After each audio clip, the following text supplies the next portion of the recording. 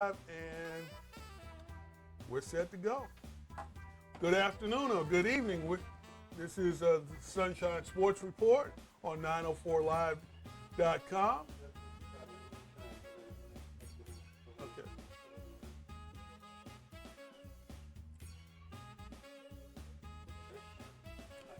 Good evening. This is Greg Daniels for the Sunshine Sports Report on 904live.com.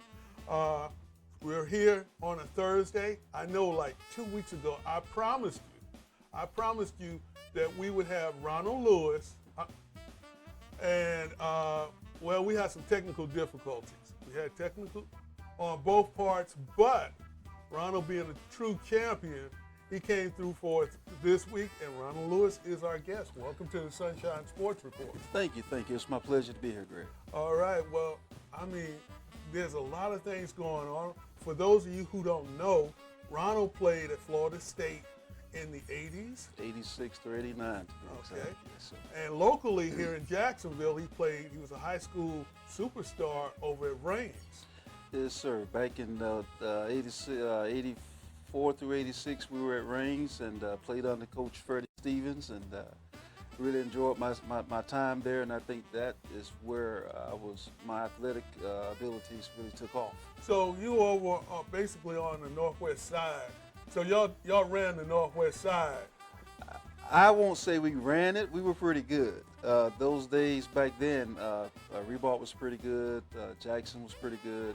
But we had a lot of talent, and the Vikings, we really could hold our own. Okay, so if there's any Vikings out there, I want you to like and share this particular program since one of your own is here representing.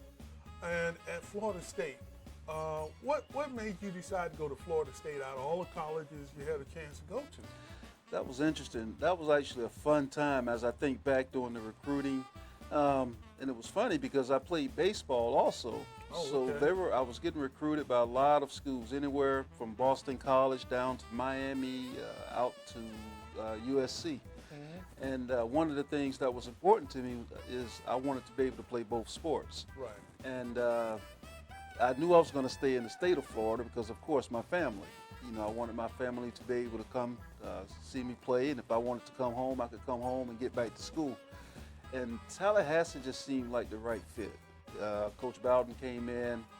Of course, he swept my mom off her feet.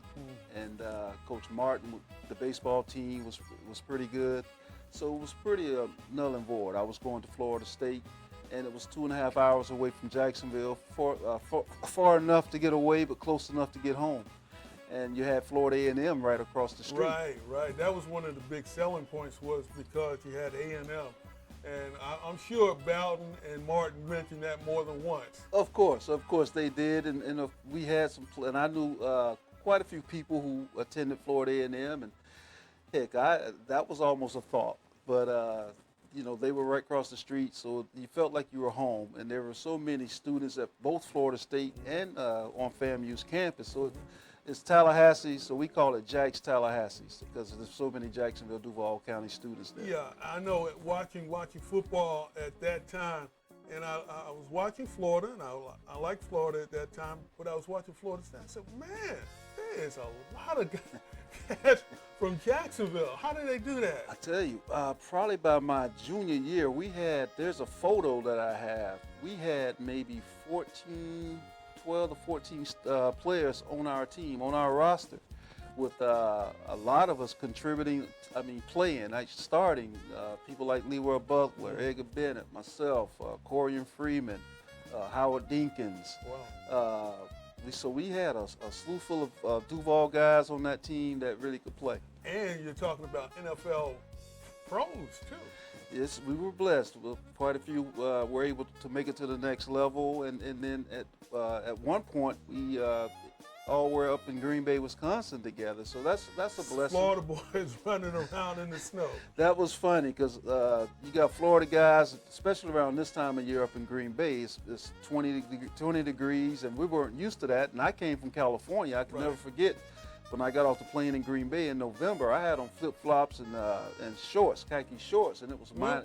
What month was that again? It was November, and Come on now, you had to know Green Bay. I had no clue, and Leroy and Edgar didn't warn me. I think they wanted me to be surprised when I got there. So you never saw a rerun, the clips of the Ice Bowl, the Cowboys. I did, but at that point in time, first I didn't count on going to Green Bay. It sort of happened pretty quickly. Right. And went into practice on a Monday to watch film, and they said, "Hey, we're going to release you." Okay. That was that Monday morning, and Monday evening they told me I was going to Green Bay. So it was a blessing, but didn't think about the weather.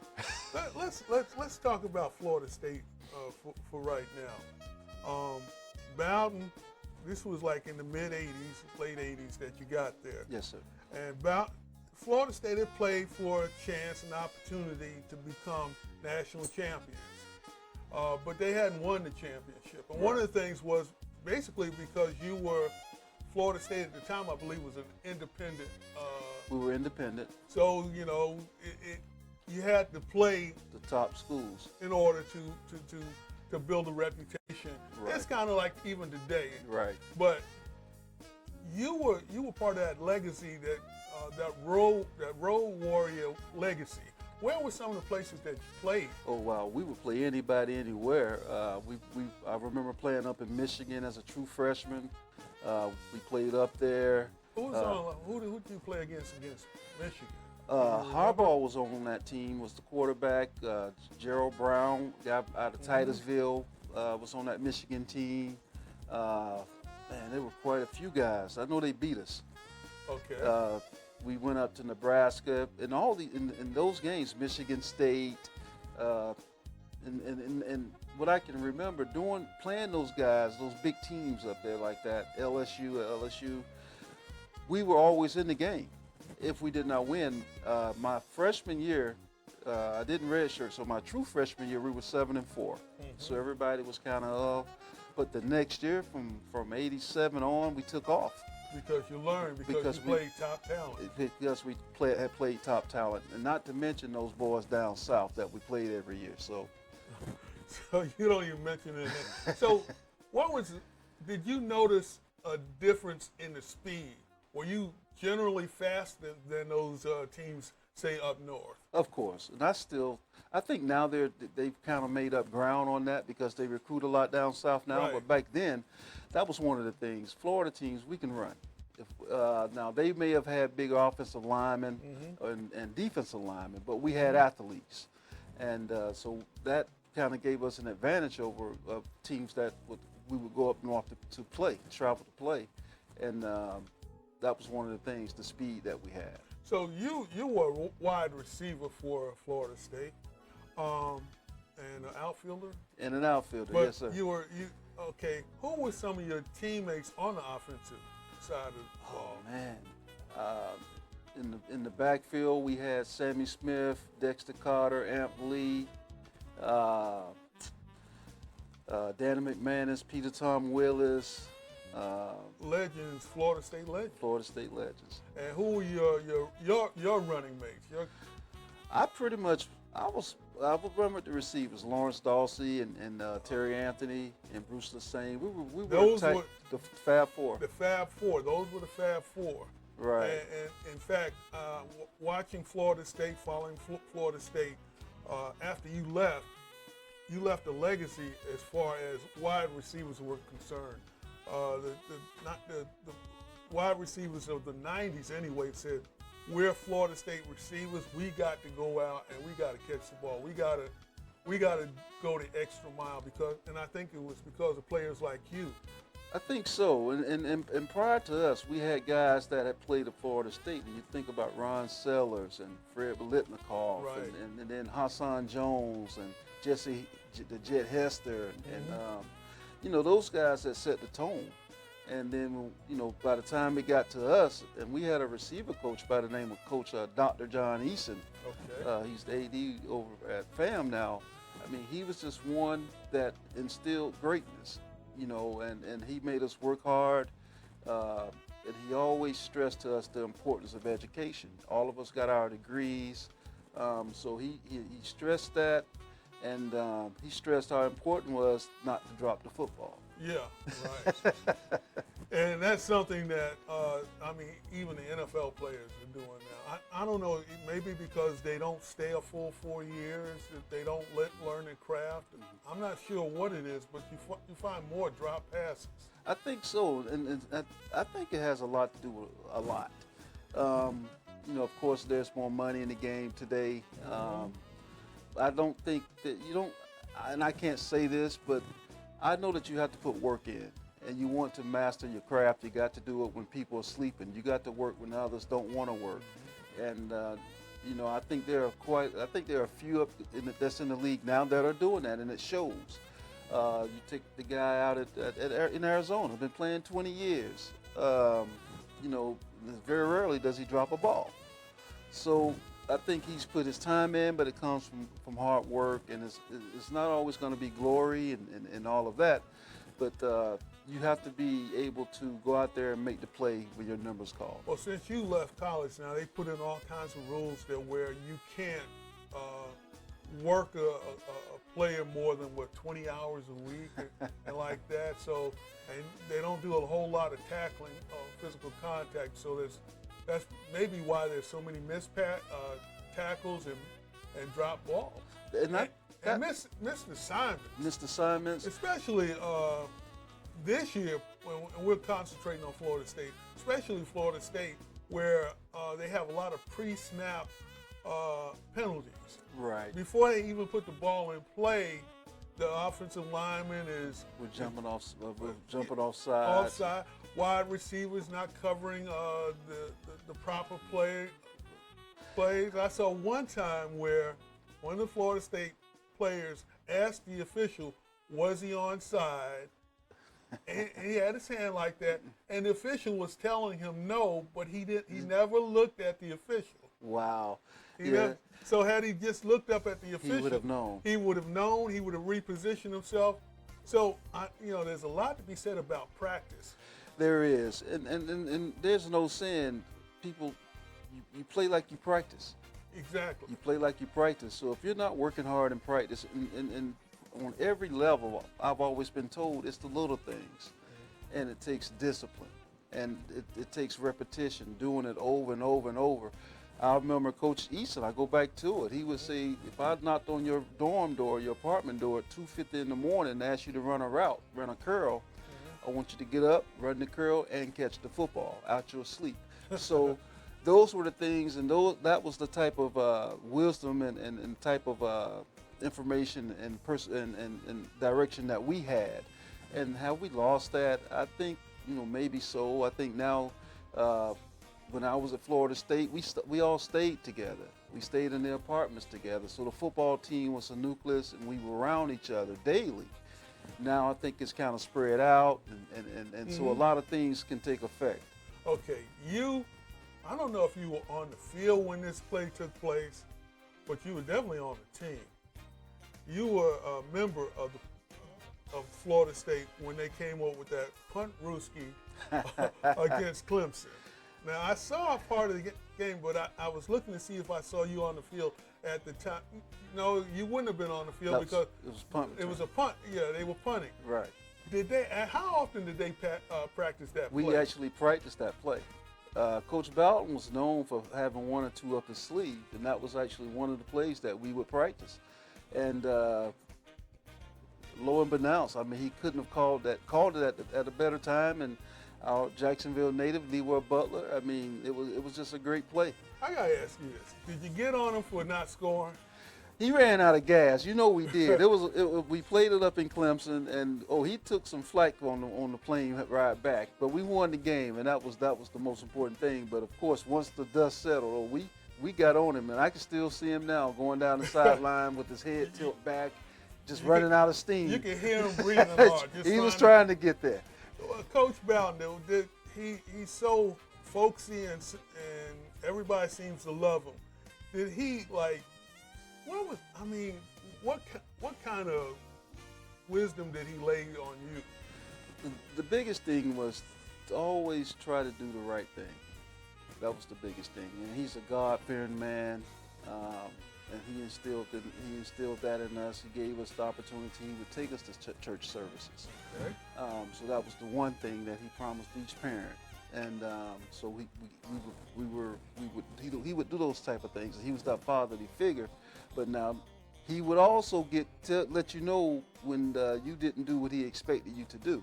And so some of those halftime speeches weren't the Coach Bowden that you saw on television or on the sideline. Some of those halftime speeches you came back out and played. So he was a disciplinarian. Yes, sir, and he knew when, how, and how to do it. And he treated everyone. I know there's a saying you treat everyone the same. Well, he didn't, because you couldn't treat everyone the same. Okay. And I think that he realized that, and that was one of the reasons why he was so successful. Now, you named a lot of players that were on that through the years that were on the offense. Were there any particular names on the defense that we might know? Oh, of course. I mean, the other reason why the Fab Four was really good is because we practiced against Prime Time every day. Prime Time. Yeah, we practiced against Dion every day. Him and Martin Mayhew. Right. Those From were the Washington Redskins. Washington Redskins. So Right. those were the two corners, and Tracy Sanders and John Hadley, and so we had a secondary. So who won most of those battles? Well, see, people would say because Prime is Prime, he did, but it would go back and forth. It would go back and forth. So I think we made him better too. So what was his weakness? There had to be a route he just could not cover. I wouldn't say the weakness was a route. I think probably if there was any, if you even want to call this a weakness, he would get bored. He would get bored. Yeah, he was good. So he was that good, he just didn't even concentrate sometimes. He was good. I think it was just to the point, he was good. He had but the thing that he could do that a lot of players can do, and I've seen Jerry Rice and John Taylor do this. I talk to these guys often. They could motivate themselves. And that was one of the things that Prime could do. I'll never forget, we were getting ready to go and play over in the Sugar Bowl. Mm-hmm. And he and Coach Bowden had this little spat. And so Dion did not want to fly over with the team. He was taking a limo from Tallahassee to New Orleans. Only Dion. And so Coach Bowden said something to him about it. And so Dion's remark was, this is the honest to God truth. His remark was, Coach Bowden, if you act right, I might let you ride with me. And that was who Dion was. And I mean, he could back up what he said. He had no cares. No cares. But we roomed together his sophomore year, my freshman year, and my mama used to send us pound cakes. Oh, and okay. So we used to sit in the middle of the floor and eat pound cake and talk about different things. And that's the type of person he was, or is. So his personality was just as big there in Tallahassee as it is now. Yes, sir. I think it started in Tallahassee. It started in Tallahassee. So you came in the same time, or he was there before you? I was the class of '86, and Dion was the class of '85. Dion and Odell Higgins and those guys. So Odell is your one of your teammates. Yes, Odell came in '85 as well. Well, we might as well get to it. We might as well get to Open it up. that what did he call that 500-pound elephant in the room? Yeah. Yes, sir. It's been since 2014, last national championship. Right. Had some good teams after that, a couple of good teams after that. Right now, the last 3 or 4 years, it's been hard times up in Tallahassee. They had to fire the coach basically mid-season. Right. And there were talks about different coaches, high-profile name coaches, coming to Tallahassee. But basically, they have a coach. True, and of course, a lot of us former players, we talk about that, and there's a lot of conversation that goes into it. When you're looking at and you think about the situation of Florida State, it's a state school. Mm-hmm. It's a big-time program. Right. So then there's some, then you have people that donate to that school. Right. A lot of us feel that what we need, we already have. So why go out and look for it? meaning that we believe that Coach Odell could do the job. He could do the job. He's more than just a fill-in guy. But we're not the ones, our $43 a month that, may get topped. Maybe just a little bit. Just a little bit. So, but a lot of people feel that Odell could do the job, get the job done, in not only in the recruiting, but he demands the respect out of the coaches. And you see that once he has to step into the interim situation, which he's had to do a couple times. So I'm 100% sure that we will get it straightened out. It's just going to take time, but I know that they will do what's best for Florida State. Right. Now, Coach Hagan, if I'm not mistaken, had an interview with the team. It's been reported this past Sunday. And then Deion Sanders is not actually throwing his hat into the ring, but at the same time, he's not denying that maybe he might be a candidate for the job. A lot of us in my circle that are true Seminole fans, we haven't heard that. I don't think Deion would desire to be the head coach.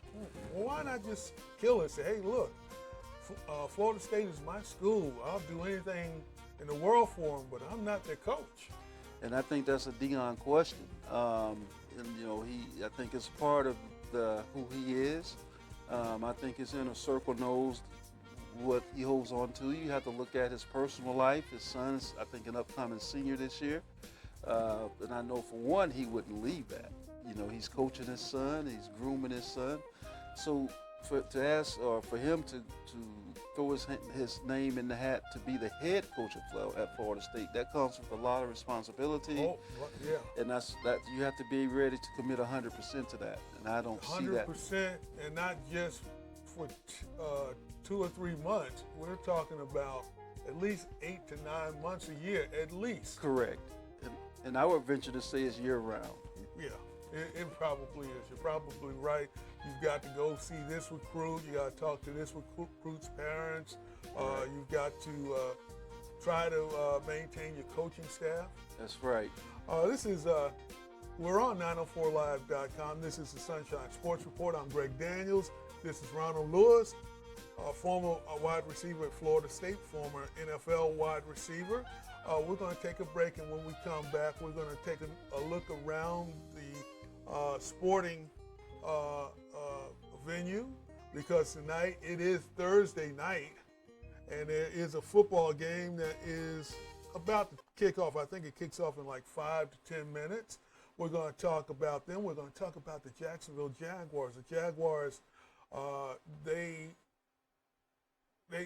played a game that we thought was going to be a very pivotal game, and as it turns out, it was a pivotal game, but the Jaguars team didn't really show up, and we're going to talk about that, find out from Ronald here what he thinks, what went wrong, and maybe how they can fix it. Is the season over for the Jaguars? I mean, they're a couple of games behind, and they've lost to one of the teams that they're behind a couple of times. This is the Sunshine Sport Report on 904 Live. Here are 3 things you need to know about Tunis Wings and Subs. They have 3 convenient locations on North Main Street, University Boulevard, and Sutel Drive. They have the best wings in Jacksonville. My favorite kind of wings probably had to be the hot, just hot, regular hot. It's not just wings. It's gyros, shrimp, Philly cheesesteak, salads, burgers. The Tunis Gyro is my favorite. It's to die for. So dine in or drive through at Tunis Wings and Subs. Want some good fried food? Come see Tunis. Jenkins Barbecue, a legend in Jacksonville for 50 years. Jenkins has the best ribs, chicken, pork, and beef in town, all cooked over an open pit, then smothered in an award-winning mustard-based sauce. Jenkins Barbecue is so good, once you try it, you'll want to come back again and again. The next time you're hungry for real slow-cooked, mouth-watering barbecue, remember Jenkins Barbecue, with 4 locations in Jacksonville. Jenkins Barbecue, legendary barbecue for over 50 years.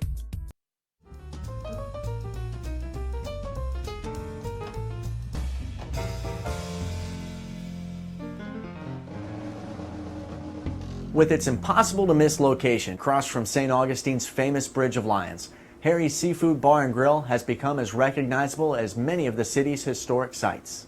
This is not your kind of standard cookie-cutter restaurant. Part of the charm of this building is that it was an old house, and the layout is very unique, and there are certain dining rooms that kind of, I think, lend to attracting people to what they feel is comfortable. The home where Harry's has taken up residence was built in 1740, then partially reconstructed in 1887. After we had a large fire here on the bayfront in St. Augustine.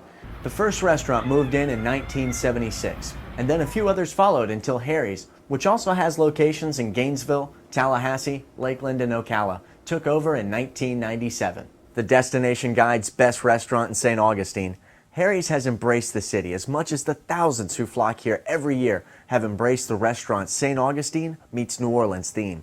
A lot of our dishes do have the flair of New Orleans. A lot of our style and charisma and atmosphere here at the restaurant is based around what you picture when you think of New Orleans. It starts in the kitchen, where Harry's prepares original dishes such as shrimp and scallop Orleans, blackened shrimp and scallops served over crispy grit cakes with Tasso cream sauce, and its signature crab and eggplant Napoleon. It's served Napoleon style, stacked, with a nice rosemary sprig in the top, and it's just one of the best tasting things that you could possibly order. Which could also be said for Harry's Hurricane, a takeoff on the NOLA Classic, or the Big Easy, a blend of Captain Morgan's spice rum, Southern Comfort, amaretto, banana liqueur, Midori, pineapple, and sour. I think the name is maybe somewhat misleading because it's definitely a drink that after a few of them, it's going to pack a wallet for you. As much as the food and drink are a driving force behind Harry's, its atmosphere is just as essential.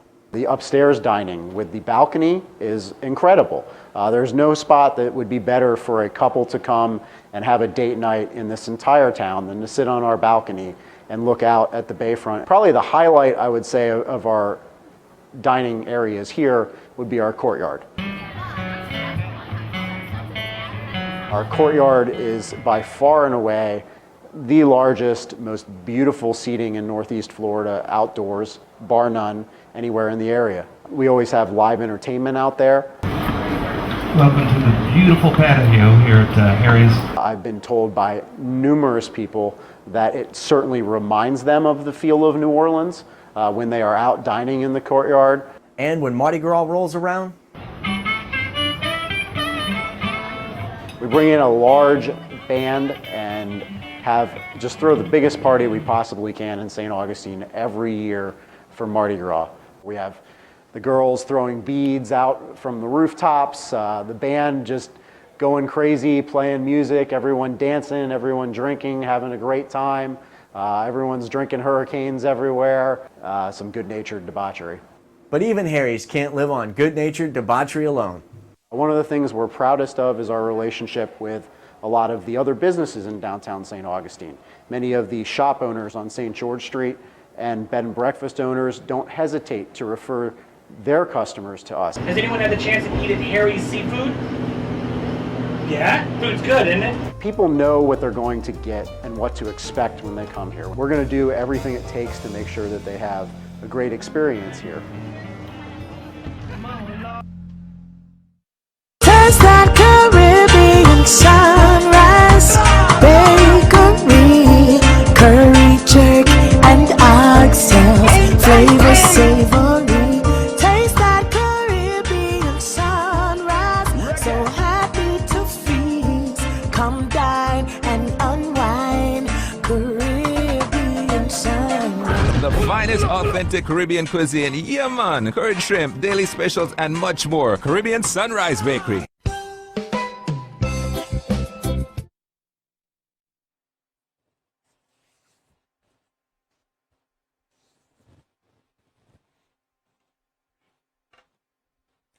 And we're back on the Sunshine Sports Report with Ronald Lewis, and we're talking a little football. And this season had a lot of hope for the city's Jacksonville Jaguars. It really was, because they signed a high-profile quarterback paid him $88 million. $88 million. $88 million for what, 3 years, something like that? 3 years. And said goodbye to their franchise quarterback of the past. And they had one of your former guys, a Florida State guy in the secondary, one of the best defensive players in the NFL. So they had a high-profile quarterback. They had one of the best defensive players in the NFL. Not 12 plays into the season, they lost their high-profile quarterback. And probably 5 games into the season, they lost their best defensive player. And they are now sitting at 4-5. 4-5, 4-6. 4-6. 4-6. Yeah, 4-6. Yeah. And things kind of went south on them. And Jaguars were going to hang their hat on defense. They were going to be a good defensive team, rush the quarterback, which, by the way, I think they still do. Right. But what they don't do is contain the run. And that's the thing that, because if you, on paper, they look really good. On paper, they look really good. But why they haven't been able to put it all together is something that, you know, I think it takes time. But they have the talent, they have the players. Or do they have the players? Because if you look at the linebackers, they have Miles Jack, high draft pick. Is he playing in the right position? I think, and that's where I was going to lead to. I think they have some talent. They have the players. Putting them in the right position that's coaching and technique, and that's watching the film. That's putting your players in the best position to make plays. I don't really know their coaching staff that well, but you ask yourselves, are they doing that by the record that they have? And then to let your best football player get out of town, I mean, that sends a message. How serious are you about winning?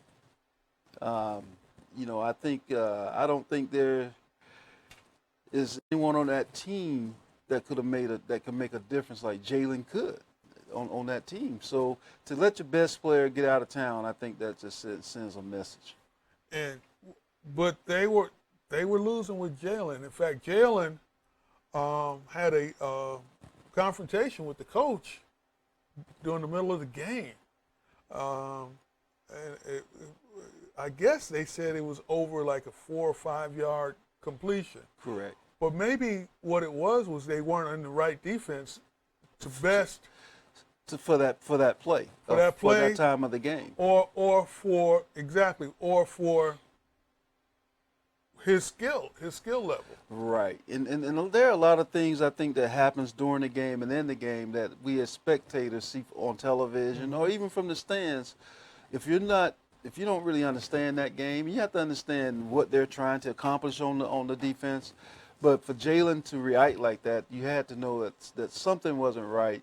And that's just the player he is. I think you want that tenacity. I think you want that aggressiveness, that fire that Jalen has. And then I think after that it was going downhill. And that's when you, as a management, as the head coach and the top guns for the Jaguars, you come together. Let's talk this thing out. But that is coaching. That's coaching, because anyone can learn the X and O's of the game. It's dealing with the different individuals. That's right. How do you get him or her to be at their best at all times, or as close to it as they possibly can be? And maybe that coaching staff is not here in Jacksonville. And that you could be absolutely correct. I remember in San Francisco we had guys. There were a lot of superstars on that team, but the one thing that Seifert was able to do, and the position coaches was able to do, was, no matter what the differences are, on Sundays we one team. Jerry Rice and John Taylor couldn't stand each other. The public would never know that. I never know. Would never know that. Steve Young and Joe Montana. I kind of suspected that. So But on Sundays, you would never know. So back, the coaches had a way of hey, bringing that team together. On Sundays we played. They won Super Bowls. We won games. And then whatever you did Monday through Saturday, fine. But on Sundays, we're a team. I've lived in Jacksonville for a long time. And what I noticed about the fan base of Jacksonville is they want a team to be a winner, which is normal of any fan base. But more than that, they want their team to be a family that loves each other and looks out for one another and all that. And that's not always going to be the case. I mean, you look at the old 1970 Oakland Athletics, didn't like one another. You look at the New York Yankees of the same decade. They were tremendous teams, both of them, but they didn't get along. Right. And that's not sometimes it's that fire that we're talking about that spills over and into different egos. Correct. And maybe they don't have that coach to groom the egos and say, hey, look, you can have your ego tantrums here, here, and here, but when it's game time. Not then. And I think you may have hit on something. You have to be able to, as you stated, bring that team together. Bring all of that talent that you have, the different personalities. You know, you're going to have some that you don't have to coach up as much. You're going to have some that can do the work on their own. So you have to be able to bring all that together and collectively win as a team, and they're not doing that right now. I think Fournette, of course, he was frustrated. So there are a lot of things that pieces to that puzzle that I think the coaching staff has to put together. Early in the season, though, there was one particular player that I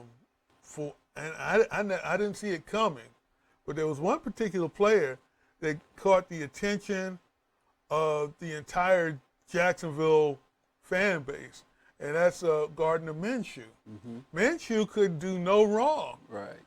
He played well in certain games. Some games he played better than others, but he was like a folk hero. He was so popular in Jacksonville that his popularity actually spread throughout the country. Correct. But Nick Foles was the guy that, like we said, he got $88 million from the team. So the team's got to play Nick in some capacity. That's right. He can't be just a holder for extra points. Not with $88 million. So Nick came back and played. He missed. He got hurt, I guess, on the 11th play of game one, and the prettiest touchdown pass I think I've seen ever. Right. But he got hurt. Lost him, right. He lost him, and it was time for Nick to come back. And the first drive of that Indianapolis game, I mean, he took him down for a touchdown. In fact, they looked as sharp as they had.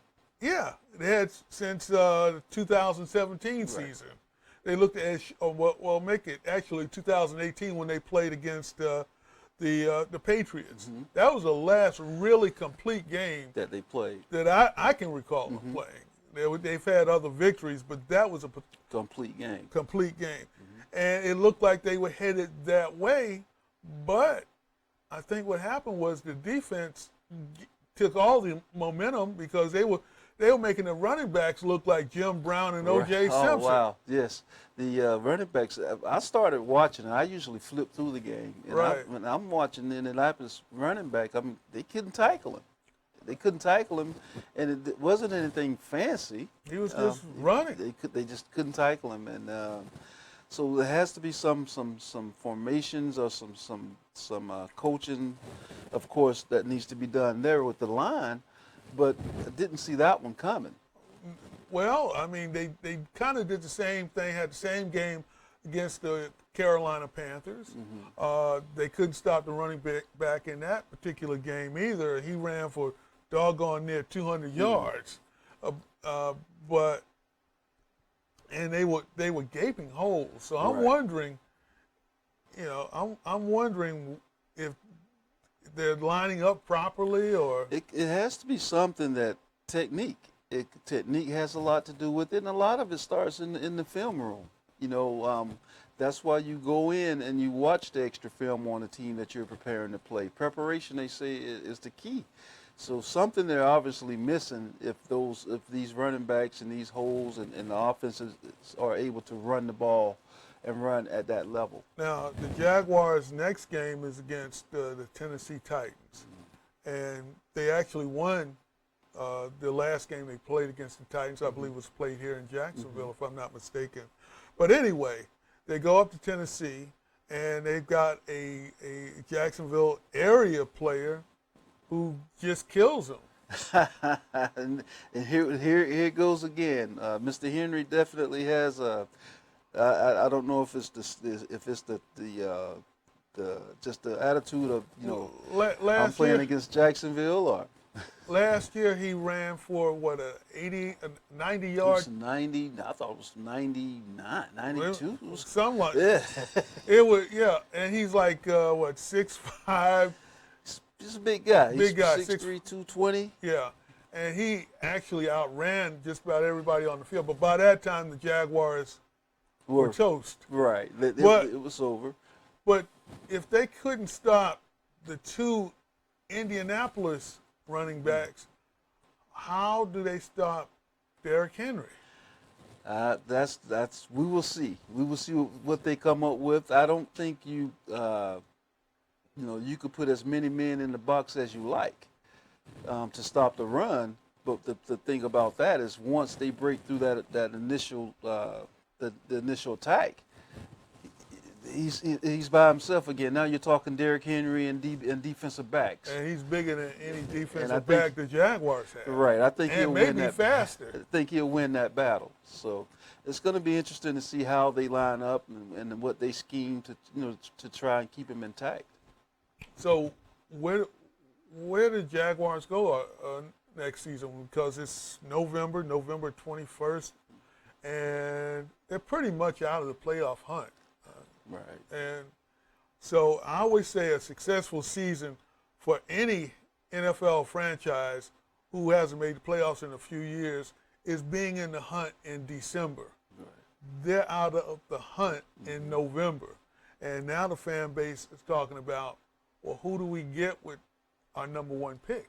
And now but one good thing is they have multiple number one picks. Correct. Because of the trade of Jalen Ramsey. Where do you start at? I think it starts with the offensive line. I think even with Fournette, I think early in the season he was frustrated. Right. And even, you have to have a solid offensive line. I think it starts there. But with the Jaguars, I think they have a few needs. I think they need receivers. You don't like their receivers? What about DJ Chalk? I like him. I like him. And I think Conley.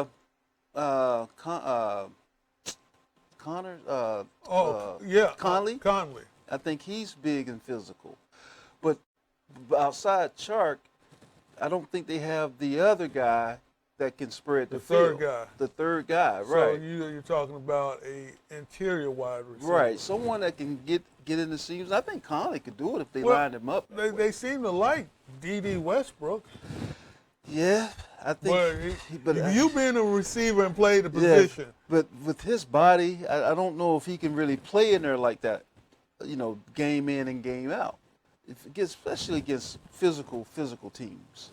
And despite what you say, the AFC does have, especially the South, I think, they have physical teams. Physical. I'm just more being an NFC guy. I think it's more, it's definitely that's where we played back when I was playing in the AFC. They had the guys. We played smash mouth football in NFC. It used to be. This is old school. Well, yeah, we were playing with Green Bay. Yeah, definitely. And even in San Francisco, believe it or not, with all the stats and everything that Joe and John Taylor and Jerry Rice and Steve used to put up, and we ran the ball a lot. Well, Tom Rathman, Roger Craig and Tom Rathman. So we ran it a lot. But I think the Jaguars, they just have to. Now, keep in mind now, they've drafted the last two seasons, well, two of the last 3 seasons, they drafted offensive lineman, 2 tackles. Kid from Florida, which they seem to be doing pretty well. But the Alabama kid, Robinson, is always. I think he has to get more discipline too. Robinson does, because he does. And it's part of the game, but he does make some crucial penalties, and that's part of the game. So I think once he gets more time in the league, and now he knows that those guys are really coming off the edge. You know, you have to have better footwork and that type of thing. It comes the more you play. But to run the game, it's really the guards and the center. The guards in the center, and I think it's just they have to build some type of cohesiveness, and that just comes from playing. I mean, maybe they have to take their lumps, and maybe they have the guys, but they just have to take their lumps, be able to make the correct calls. Well, this is the second season for that group, the center and the guards. They've been with the team for at least 2 years. Mm-hmm. Now you've got your tackles. One tackle didn't play hardly any last year, and you have a rookie and on the other side.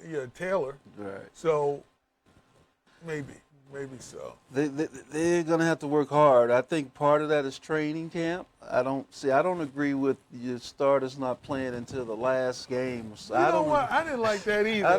I have forgotten about that. I don't agree with that. Yeah, I mean, because people were saying, well, what are the Jaguars going to be this year during training camp and the preseason?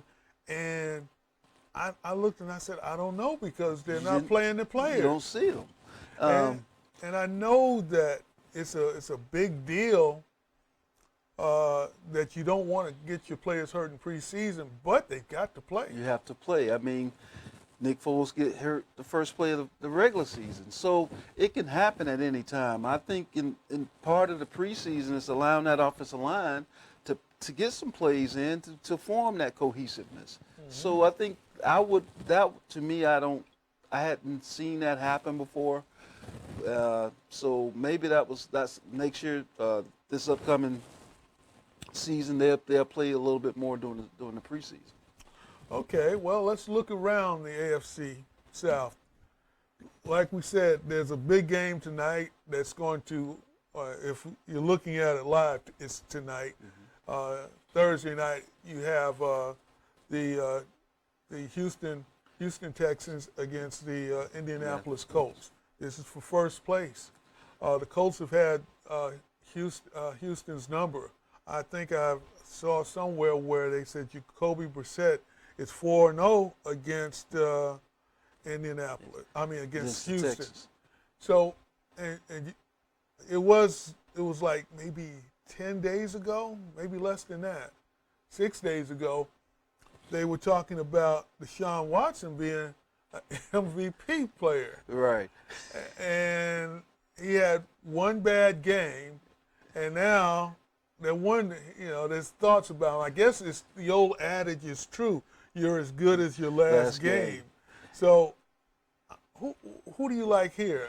I am a Deshaun Watson fan. I really am. He's athletic. He's tough. He can make all the throws. Texans, they really put him in good situations. Brissett, on the other hand, I think he's coming into his own because he's getting an opportunity to play. And he has some guys out there, along with Deshaun, that can go out there and get the ball. So they have some pretty good guys. Both of them have guys on the outside that can play. I think it will come down to whose running game can get established. And, now I believe that T.Y. Hilton is still out for the Colts. Mm-hmm. And T.Y. is, he's a kind of a Pro Bowl player. He's really good. He's good. And in fact, he very gets the credit that he deserves, but he's one of the better wide receivers. So they're playing kind of with one hand tied behind their back. And in fact, according to the score is still zip. Okay. So who does that favor? Does that favor? I think it favors Indianapolis. I think so. Because Indianapolis, it's not going to put a whole lot of points on the right. Houston can They can explode. score. They can explode quickly. So I think as long as they can keep the game close, Indianapolis has a chance. Okay, and the Jaguars, we talked about them going to Tennessee. Let's talk about your old team, the San Francisco 49ers. Now they are. Let's say they're one of the surprise teams in the league. It's no wonder that Belichick wanted to hold on to this Garoppolo. I mean, we talk about Deshaun Watson. We talk about Patrick Mahomes. Mm-hmm. We talk about who else is hot now? Kid from Baltimore, the Baltimore Ravens quarterback. Lamar Jackson. We talk about him. Mm-hmm. But Garoppolo's got his team just one loss. They're winning. They're winning. And they haven't won in a while. Right. I think what it is with him, he has really a great supporting cast. So I don't think they ask a whole lot of him. He plays within the system. Mm-hmm. The running backs are pretty good. And then that offensive line is really good. So that what you're basically saying is it speaks to John Lynch and that crew who went out and drafted those players and then went and got Garoppolo. I think Lynch has done a great job. The staff, from that point of view, they went out and they were getting specific players to fit in a specific position. Meaning, when you're able to do that and go out and get to fit specific needs, is what I was trying to say. Mm-hmm. And San Francisco has been able to do that over the last couple of years, and now they've put it together. And they're looking good. They're throwing the ball. They're running the ball well. They're scheming. The defense is playing well. Mm-hmm. So they're on a roll right now. They're not bad. That's San Francisco in the NFC. They're number one. Mm-hmm. But the old standby in the AFC is New England. It's New England. New England they've only lost one game. Correct. And they beat some the teams that are in their division aren't the best. They play against Miami, the Jets, right, and then they have Buffalo. Buffalo has started off pretty well, but once they go up against New England, they have. For whatever reason. They have no chance. Whether they're good or bad, they have no chance. Right. And a lot of people have said they played a soft schedule, but no matter. They're still 8-1. They're still 8-1, and I'm actually a Brady fan. I like him. Oh, well, you're not the only one. You know, I'm not a Brady fan per se. He likes Brady. I like Brady because you can say what you want to say about him. Just give him 10 other people around him, and you have a chance. And a flat ball. It could be a flat ball, but as long as you just put 10 around him. You're right. He finds a way. He was very unhappy he was happy with the win, of course, but he wasn't happy with the way they played. Right.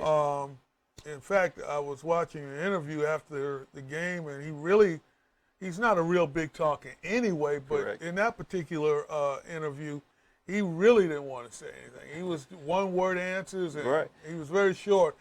And there's talk that offensively, they want to bring back Antonio Brown.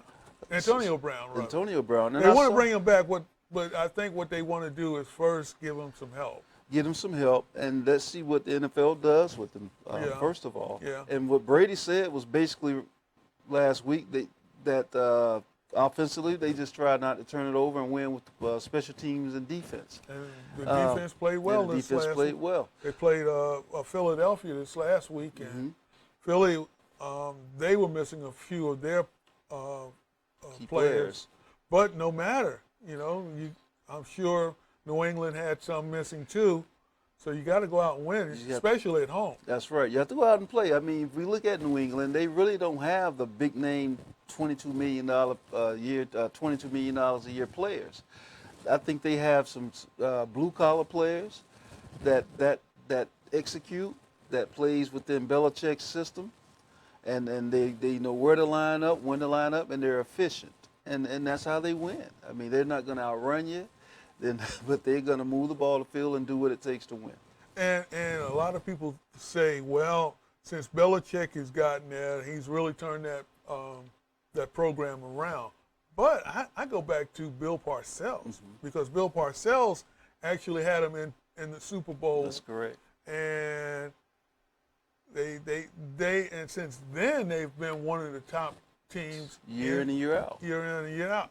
And Belichick comes from the Parcells tree. That's right. So he learned well under Parcells. Correct. And he was with Cleveland, if I'm not mistaken. He was. He was with Belichick Cleveland, and they ran him out of town. Yep. And shortly after that, the team left. It's the team left. So, what goes around comes so around. you run the best coach in history out, then the team leaves with them. What goes around comes around. So, but yeah, New England is, I hate to say it, they're the odds-on favorite to win the AFC again because it looks like Kansas City, offensively, they're good with Mahomes, but Right. the defense is lacking. The defense, I think, is missing maybe one or two players, and that'll be tough. I think they'll get there. I think Kansas City will get there. You think they'll be like one of the Super Bowl teams? Not this year. Oh, okay. I don't think that this year. I'll go with you with New England. New England. Well, but I think New England's biggest challenge, it looks like, is going to be Baltimore with Jackson. Because Baltimore's defense is tremendous. It's pretty good, but I think with New England, you have Belichick on, and he's a defensive genius. I think he could put together a defense that can kind of contain Jackson and make the players around him have to play. Okay, all right. Well, that's going to do it for this segment. We're going to take a time out. When we come back, we're going to continue our NFL talk, but we're going to talk about Colin Kaepernick. Colin Kaepernick this weekend had a workout for the NFL, or at least he said it was for the NFL. The NFL said it wasn't for them because we didn't sanction this. So we're going to talk about it and see if Ronald thinks Colin will be back in the NFL, and we'd love to hear from you too. So just drop a comment down on the comment section, 904live.com. This is the Sunshine Sports Report. I'm Greg Daniels, and our special guest this week is Florida State wide receiver Ronald Lewis. More with the Sunshine Sports right after this.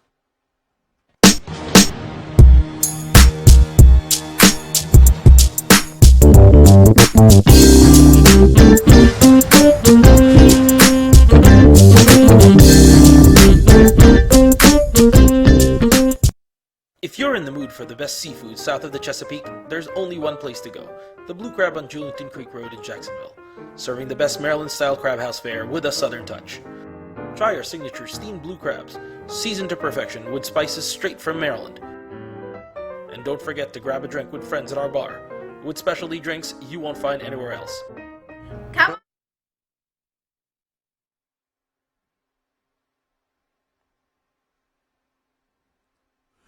We're on 904live.com. This is the Sunshine Sports Report with Ronald Lewis, Greg Daniels, and we're going to put a cap on this show. But Colin Kaepernick, he worked out for the NFL teams, or so we were led to believe. But no, what he did was he canceled the workout at the, what do they call it, the Mercedes-Benz Stadium. Yeah, or wherever the Falcons have their practice squad place at, and he went to a high school and he practiced, and he worked out. Let's go to a clip. Let's go to the Jim Rome show, and Jim Rome's guest he said a little bit about what he thought about the workout.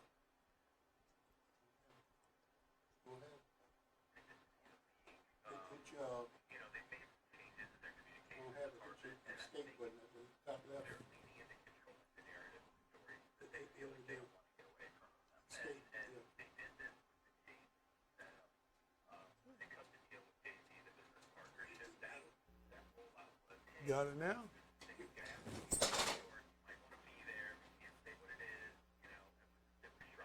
Get a downsizer, you know? Downsize it? Downsize it, just minimize it a little bit. Oh, never mind. That's okay. All right, let's come on back.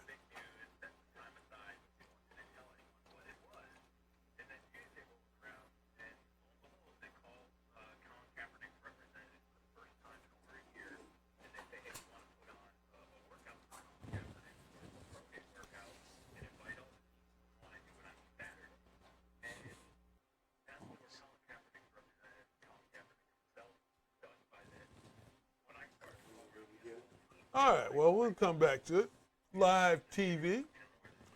So we'll just, we'll work through that. Basically, what the gentleman said was this. He said that Kaepernick canceled it because the NFL, in the contract, or the agreement, it wasn't a contract, I guess it was agreement, said that Kaepernick could not sue the NFL for any reason.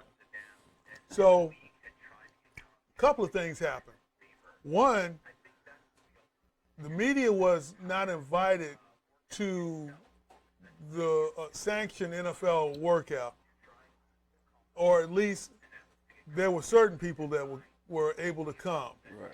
But they couldn't videotape it. So therefore, you couldn't see whether Kaepernick was doing well or not. Right. You had to depend on someone else telling you. Mm-hmm. So what Kaepernick did was he went to the high school stadium and went ahead and did it with the certain media who wanted to be there. Correct. And okay, I don't know where it's at. To the right, down on the bottom, the circle to the right on the bottom. To the right, to the right. Hit that note. In the middle, Here? In the middle.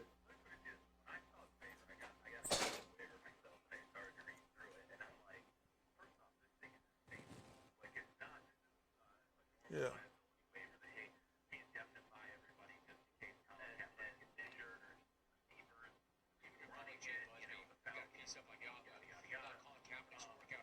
There we go.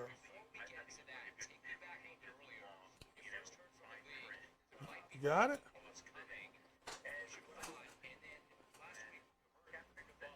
We got two things running at the same time. Let's just, well, let's kill it. It's the same thing. Let's just kill it.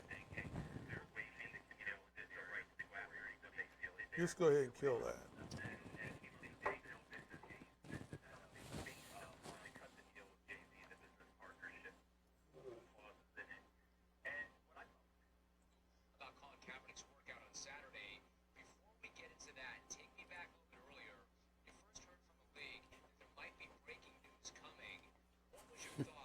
All right, we got it now? Okay.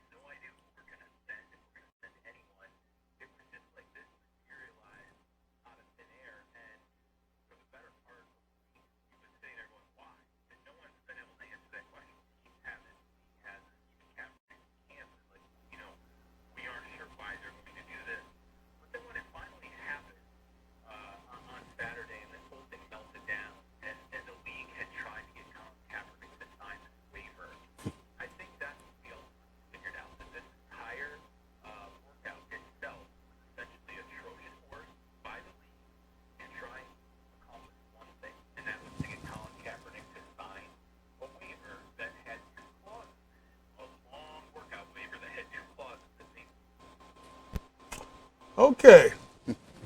Waiver not to sign, not to sue the NFL.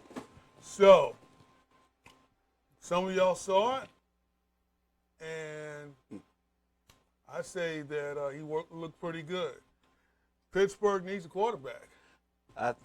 There are several teams that need a quarterback. What do you think? I think Kaepernick could come in right now and play for a few teams if given the opportunity. Definitely as a backup for pretty much the majority of the league. I think he could could definitely be a backup, and with a few games up under his belt, probably perform better than some of the starters are playing for some of the teams in the league.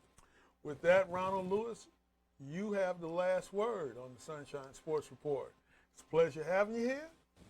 Come back many times. Thank you. And we will see you Monday. Don't forget Monday, we've got our comedy troupe coming in. And we'll be talking to you real soon on the Sunshine Sports Report. Don't forget to share and like on 904live.com, on Periscope, on YouTube, on 904live.com, the website, all over the place. So until next week, we will see you.